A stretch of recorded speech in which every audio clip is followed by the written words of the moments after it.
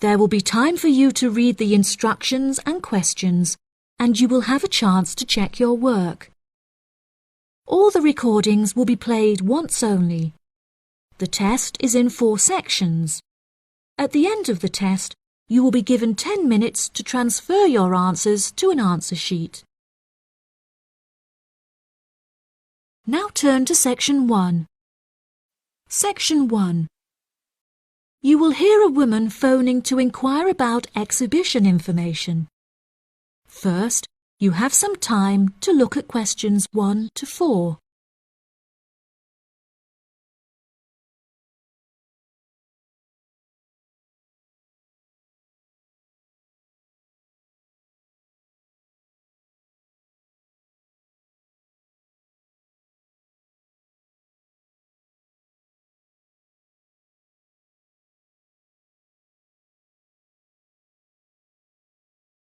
You will see that there is an example that has been done for you. On this occasion only, the conversation relating to this will be played first. Good morning. You're through to the events coordinator at the Birmingham City Council. How may I help you? Hello there. My husband and I are interested in purchasing tickets to the automobile exhibition, but I couldn't find many details about it on your website, and I was wondering whether you could provide me with some more information. Does it open in June? The purpose of calling is to purchase tickets, so purchasing has been written in the space. Now we shall begin.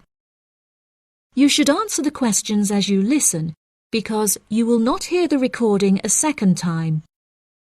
Listen carefully and answer questions 1 to 4. Good morning. You're through to the events coordinator at the Birmingham City Council. How may I help you? Hello there. My husband and I are interested in purchasing tickets to the automobile exhibition, but I couldn't find many details about it on your website, and I was wondering whether you could provide me with some more information. Does it open in June? Yes, of course, madam. The exhibition will take place during July and will showcase the history of automobiles from the very first commercial car in the late 1800s all the way through to the present day. Is the exhibition open for the duration of July? No, madam. The exhibition will last 3 days, from the 1st of July to the 3rd of July, and then the cars will be taken to another exhibition. Okay. Does the exhibition focus on a certain manufacturer? No. It will showcase a wide range of manufacturers. Wonderful. I'm ever so fed up of going to these shows and only seeing one manufacturer. Are there any opportunities to sit in or even drive the cars? There will be many opportunities for you to sit in the cars. However, some of the cars will only be available to observe. We are yet to be told whether any of the antique cars will be available to drive. However, there will certainly be an opportunity to test driving some of the more modern cars on a purpose-built track. That sounds like great fun. I mustn't forget to bring my camera, or my husband will never forgive me. I'm afraid to say that cameras are actually strictly not allowed to bring into the exhibition. There will, however, be a section where a professional photographer will be available to take photos of you sitting in a car in period clothing. Well, that sounds like it could be fun, but I assume the photos won't be free. On the contrary, one free photograph is included within every ticket, but each photo after this will cost £5. Before you hear the rest of the conversation, you have some time to look at questions 5 to 10.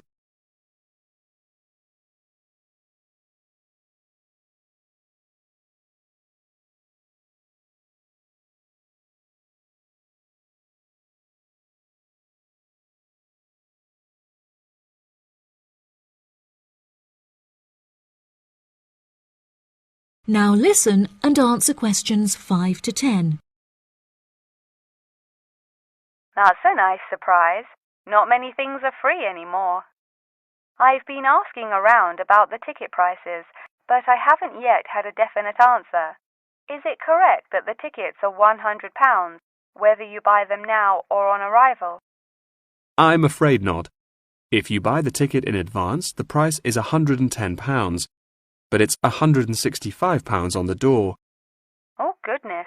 I suppose I'd best pay for them now then. Is it possible to buy tickets from you now over the phone? Yes, of course, madam. I'll transfer you to the box office manager, Mark Edgeworth. That's EDGEWORTH.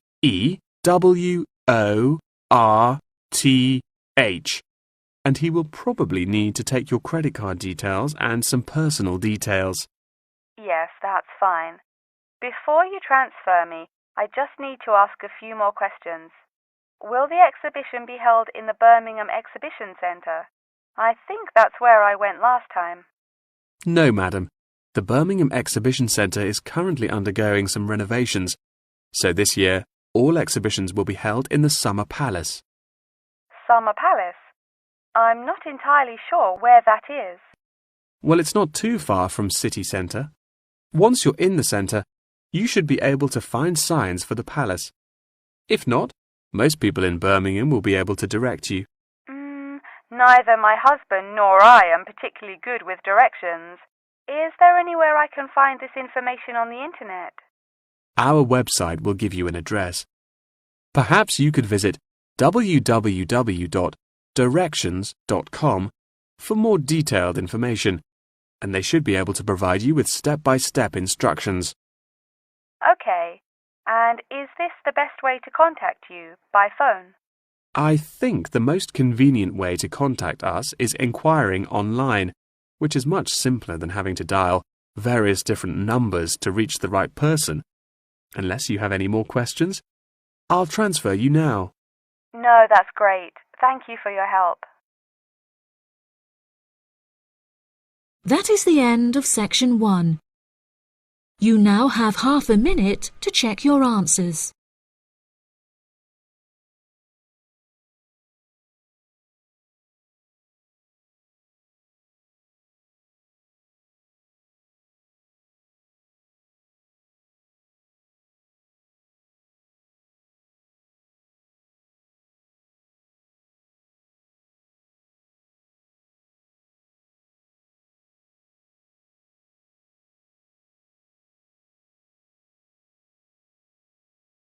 Now turn to section 2.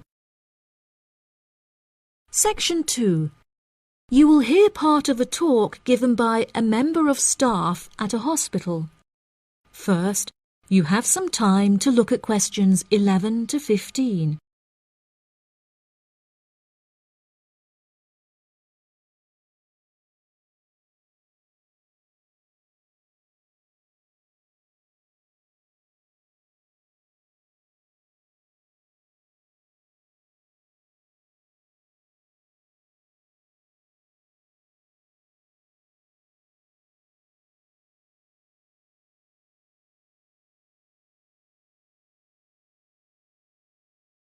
Now listen carefully and answer questions 11 to 15. Hello, and welcome to the homepage for the Healthy Hearing Medical Clinic and Surgery, where we'd like to share a little more information about the services we provide and more. Our hospital is one of the leading specialised hospitals in the United Kingdom, attracting the very best healthcare professionals from around the globe. Not only are we a leading medical practice, but we are also the only hospital in the United Kingdom dedicated entirely to the treatment of and research into the curing of hearing loss. Our facilities and staff here are renowned across Europe, attracting thousands of patients a year. Our consultations can number anything up to 11,000 patients a year. However, we aim to treat around 5,000 patients a year so as to maintain and ensure the quality of our services. Our patients are guaranteed the highest standard of care, as well as the use of our first-class facilities. All patients requiring overnight treatment are provided with their own private room with ensuite facilities, as well as a state-of-the-art entertainment centre which includes a flat-screen LCD television and PlayStation. Appointments with our healthcare professionals can be made at any time during the week, with female doctors available between 8 a.m. and 11 a.m. If you need to see a doctor outside of these times, please visit the Out of Hours page of our website for more information. Our doctors are all trained to an exceptionally high standard and practice a vast array of specialities. Mr. Roberts is a fully qualified ear and throat specialist. Mr. Edwards is a pediatric hearing specialist, while Mr. Green specializes in reversing hearing loss. For more details about our people, please visit the staff members page on our website. During a consultation, doctors will sometimes decide medication is required, for which patients should receive a prescription. There are several pharmacies within the city. However, we recommend that patients use the pharmacy housed within our healthcare facility. Our in-house pharmacy is well stocked at all times. Our products are competitively priced, and our pharmacists are on hand to help and advise from 8 a.m. until 10 p.m. from Monday to Saturday, and from 9 a.m. until 12 p.m. on Sundays. If you require any help outside of these hours, please see our Out of Hours page on the website. Since the Healthy Hearing Medical Clinic and Surgery also functions as a teaching hospital, we aim to provide our students with every opportunity to expose themselves to medicine in practice. Therefore, we would like to encourage our patients to give their consent for a medical student to attend their consultations. If our patients are not comfortable with this, there will be a form at reception where patients will be able to opt out. Before you hear the rest of the talk, you have some time to look at questions 16 to 20.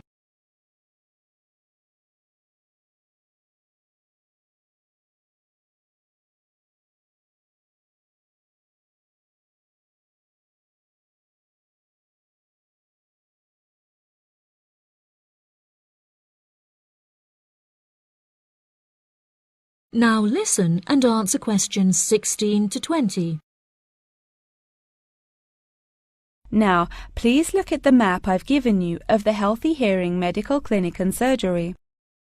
For those not familiar with our practice, reception can be found through the main door at the end of the corridor.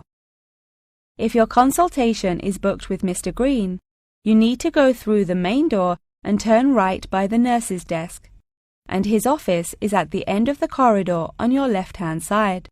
If you need to alter any of your personal details, please visit our secretary at the Office for Medical Records, which you will find next to the therapy room. If you're awaiting surgery, please first check in with reception before taking the first door on the right after you enter the clinic. Finally, in the event that you feel disappointed with any of the services we have provided, or have any further questions, please locate our manager's office, which can be found near the Office for Medical Records and between two closets. If you have any more questions about the Healthy Hearing Medical Clinic and Surgery, please do not hesitate to contact us on 01 256 111 111. That is the end of section 2. You now have half a minute to check your answers.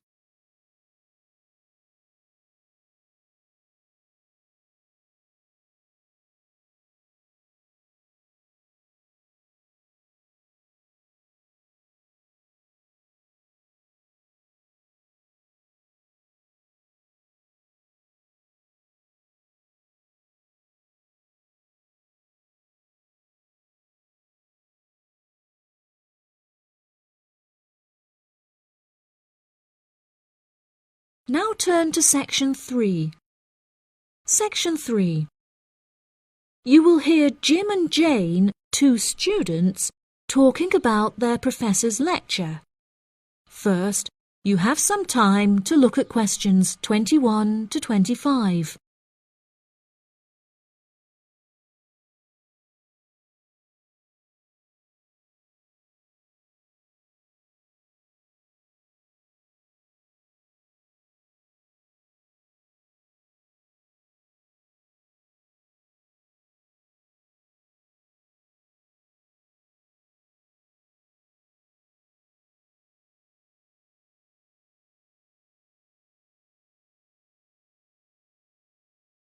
Now listen carefully and answer questions 21 to 25. Jane, what did you think of Professor Morgan's lecture? I don't know about you, but I find it incredibly difficult to believe that light influences the environment as much as he says. I've never seen any journal articles, websites or anything that verifies his arguments. It's stupid. On the contrary, I've seen a great deal of research supporting his argument from a wide range of renowned scientists. Have you looked at the recommended textbook listed on the course outline given to us at the beginning of the semester? All the information is in there. Perhaps you've just been looking in the wrong places. I never look at the course outlines. I have so many loose sheets of paper I tend to lose anything I'm given by the end of the day. What's the textbook they recommend? And where can I get it from? I should probably go buy it soon. I'm already behind in the course. Yeah, you definitely should buy it. And our grades are more important this year. It's called The Influence of Light on the Environment. You should be able to find it in the bookshop on campus. If not, they'll order it within 2 weeks. In the meantime, you should read up on Ken Simpson's work. He argues that in order to protect natural habitats, governments should endeavour to turn off lights in cities at night. Well, that's controversial. I doubt any government would be willing to do that any time soon. I imagine roads would become quite dangerous without street lighting. For this issue, Dave Kepler suggests they could just replace the existing lights with more environmentally friendly bulbs. They could even install solar-powered lights. That way, roads will be more eco-friendly while maintaining safety. Although I guess they wouldn't be particularly effective in colder countries, especially during the winter. That's quite a good idea, actually. The price of solar power is supposed to be on par with electricity within the next few decades, and it was on the news this morning. I've also heard that, according to Sharon Gray, in countries with more sunlight, insect-eating animals tend to be smaller in size. Since there are fewer insects, and the remaining insects produced a smaller number of eggs. Yeah, I think I read somewhere that sunlight also has a negative effect on the quality of water, but I'm not sure I believe it. In many hot countries, particularly developing countries, there is a lot of water pollution caused by factories rather than sunlight. Nevertheless, Maria Jackson says that in direct sunlight, the surface of the water becomes more translucent. Therefore, it affects the amount of sunlight that aquatic insects can absorb. Not much research has been undertaken to prove Jackson's theory, but it seems to have been widely accepted anyway. I've never heard of that. I'll have to look it up on Google. The only other theory I've studied is Barbara Swallow's study on how declined insect population adversely affects the frog population. Not that I'm complaining. I hate insects, especially spiders. You have arachnophobia? I never would have guessed. Didn't your brother have a pet black widow spider? Yes, he did, and I hated it. It escaped from its cage once, and we never found it. I had nightmares for months. Before you hear the rest of the conversation, you have some time to look at questions 26 to 30.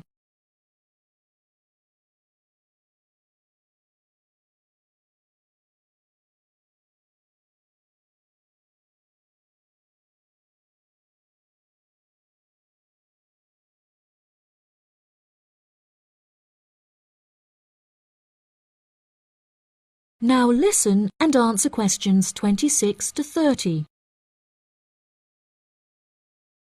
Okay, now I'm getting goosebumps. Let's change the subject. What's your stance on natural and artificial light? Honestly, I'm not sure it makes much difference which one you use. Species will die out either way. I think the real argument we should consider is global warming and protection or replacement of finite fuels. Solar power provides us with an incredible opportunity to replace electricity, and governments should definitely increase spending on research in this field. The theories discussed in our lectures, like Simpson's and Gray's, are so vague and lack proof, so I don't understand why we even study them. I see what you mean. I don't like learning unsupported theories for exams, and I'd rather spend my time learning something else. For example, I'd be much more interested in studying the animals in safari parks than researching migratory birds, particularly the effect of tourists on the quality of life of animals. As we know, every year thousands of visitors will drive in their own vehicles or ride in vehicles provided by the facility to observe freely roaming animals. Yeah, that would be really interesting.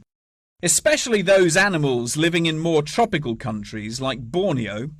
Following on from that, I want to study how bringing animals over from foreign countries to put in our zoos affects their life expectancy. For example, do you remember when China sent pandas to Edinburgh Zoo? Apparently, one of the pandas became depressed, but it was never explained why. To me, obviously, you can't take an animal out of its natural habitat and put it in a cage on the other side of the world. It just doesn't work. That is the end of section 3. You now have half a minute to check your answers.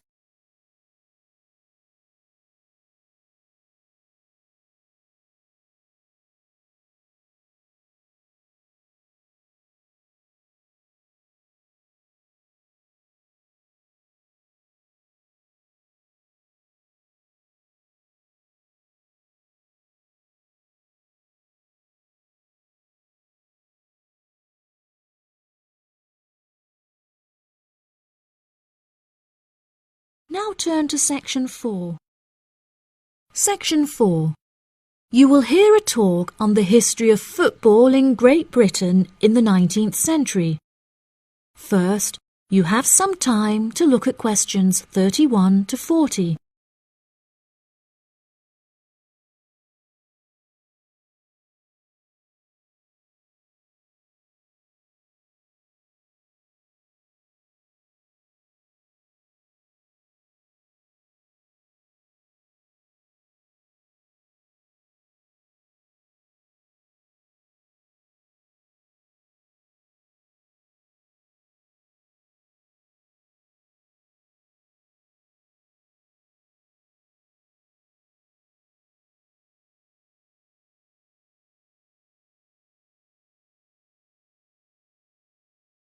Now listen carefully and answer questions 31 to 40.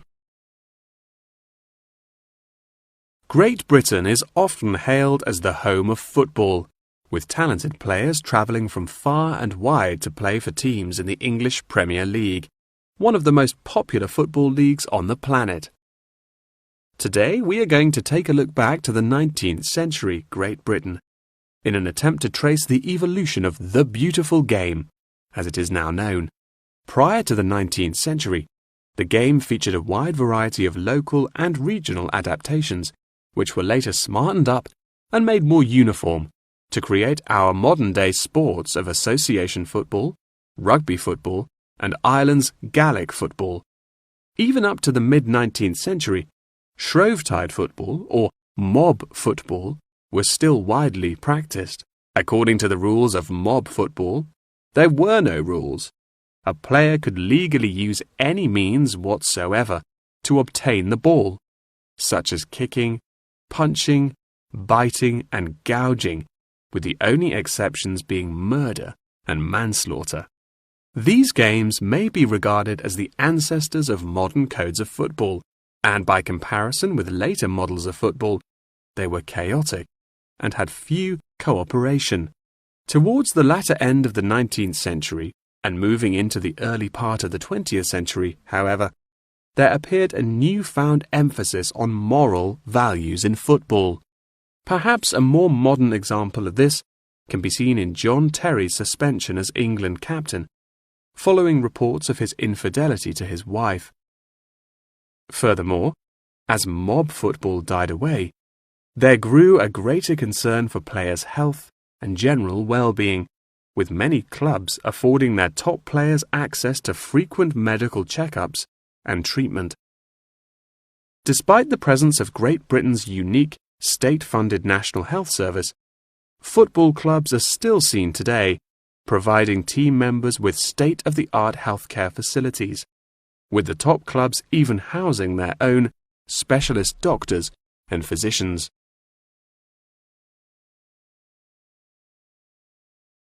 Today, football is a key feature of school children's day-to-day education, particularly for boys.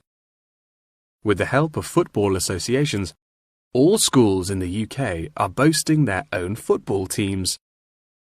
This mainly comes as a result of pressure put on schools and the government by concerned parents, who felt that football education taught their children valuable lessons and indeed vital life skills, such as teamwork and a drive to succeed. Nowadays, many of the UK's top football clubs provide training facilities and outreach programs in an attempt to educate the nation's aspiring youths. As I previously mentioned, it was only during the 19th century that football in its uniform concept truly began to emerge, with footballers previously playing according to their own versions of the rules. However, it was not until the early 20th century that different players actually began to play according to these standardized rules. Prior to the 19th century, football was played by all the major English public schools, including the likes of Eton College, Winchester College, and Harrow. In 1848, there was a meeting at Cambridge University in an attempt to lay down the laws of football. Present at the meeting were representatives of each of these major public schools, whom each brought a copy of the rules enforced by their own individual school's rules of football. The result of the meeting was what is now known as the Cambridge Rules, thereby uniting the rules from across the country into one simple document. However, the Cambridge Rules were not liked by all, and a new set of rules, Thring's Rules, compounded in the book The Simplest Game, became commonplace among dissenters. Across the country, improvements in infrastructure and public transport had a knock-on effect of dramatically increasing attendance to football games. Football quickly became a social event where spectators would meet friends, drink tea, and chat about the good old days. As football became more and more popular, it was decided that more money should be invested in maintaining the quality of pitches, amongst other things, and there was even talk of installing seating for spectators. However, the question of who was to foot the bill quickly became a divisive issue, with many believing that the government should fund football's development as a national sport. But in the end, the onus fell upon Britain's local and regional football clubs for the funding and development of the Football Association. They became responsible for the upkeep of football grounds, began to pay their best players a small salary, and organised competitions against other local and regional teams. And there began England's Football Association, or the FA, as we know it in its current form, the governing body of football in England. As the FA continued to grow and accumulate greater wealth, it was able to attract more and more talented young men from across the country, before finally accepting professional talent in the early 20th century. Today, football is played at a professional level all over the world. Millions of people regularly go to football stadiums to follow their favourite teams, while billions more watch the game on television or on the internet. That is the end of section 4. You now have half a minute to check your answers.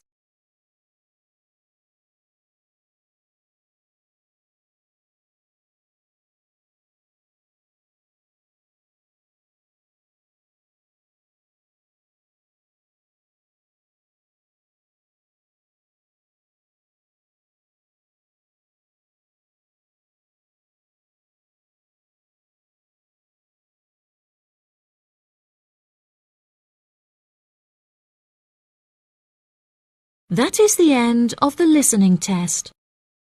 In the Ielts test, you will now have 10 minutes to transfer your answers to the answer sheet.